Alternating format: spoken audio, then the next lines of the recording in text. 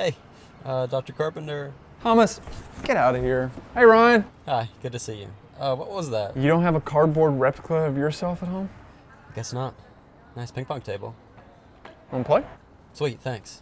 How long have you lived here? 6 years. How long have you been working at Harding? 12. What do you teach? I teach English and I'm the director of integrative studies. Where'd you go to college? Harding for undergraduate, ASU for PhD. What's one of your pet peeves? I don't like it when people don't take the shopping cart back to the corral at the grocery store. What do you think caused that? I think it says something about how a person sees their responsibility in society. Let's go inside, it's cold. Perfect. What song always gets you into a good mood? Here Comes the Sun by the Beatles. Good one. What's a personality trait you would associate with your family? Energetic, lively. Have a seat. Thanks. What's your favorite family tradition?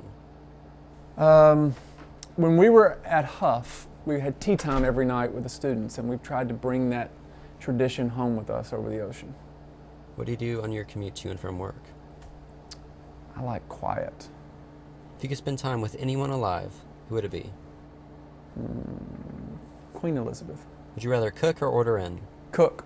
What's your favorite thing to cook? Mulligatawny soup or salmon with an Asian glaze. Speaking of food, you want to go to the kitchen? I can introduce you to my family. Thanks. What's your favorite movie? Tree of Life. This is Enid, and you've already met Tom. Don't ask. Okay. What's your favorite board game? It's a tie between chess and Trivial Pursuit. Coffee or tea? Both. Coffee first thing in the morning, tea about 2 o'clock, and then tea again at night. And how do you like it? Coffee black, tea with a little lemon and a dollop of honey. What's your favorite thing in your fridge? Turmeric, honey, and apple cider vinegar concoction. You want some? Thanks.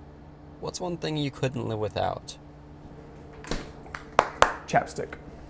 What's your favorite thing about your current job?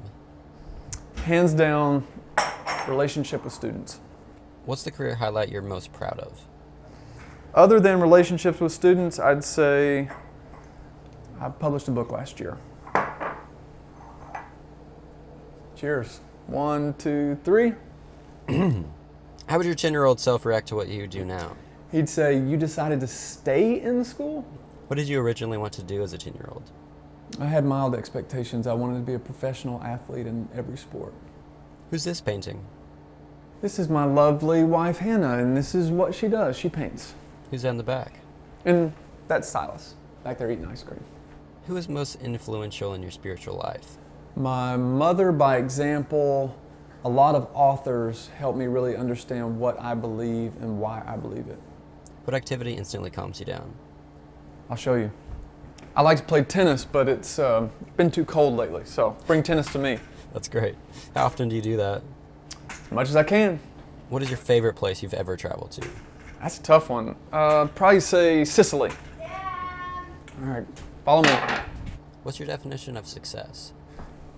Flourishing in my personal, spiritual, and professional life. And what are you most proud of in the last year? Well, despite how difficult everything's been, my family, friends, and I think we've remained hopeful. What's a goal of yours in your spiritual life? To make God less academic and more personal. What do you want your legacy to be? Oh man, that's a tough one. That I loved people and that I tried to be the change that I wanted to see in the world. What would you say is your favorite scripture? I think I have two. I believe, help me in my unbelief. And then I like it when God answers Job and says, "Where were you when I laid the foundations of the world?" I love that one. Okay, I just got one more question Okay. for you, then I got to get going. Why would you say Jesus matters to you? Oh man. You have the character, nature, values, principle, and example of God in human form. That's pretty special. Well, that's all I've got. Thanks for having me over. Yeah. Glad to have you. I'll see you soon. See you later.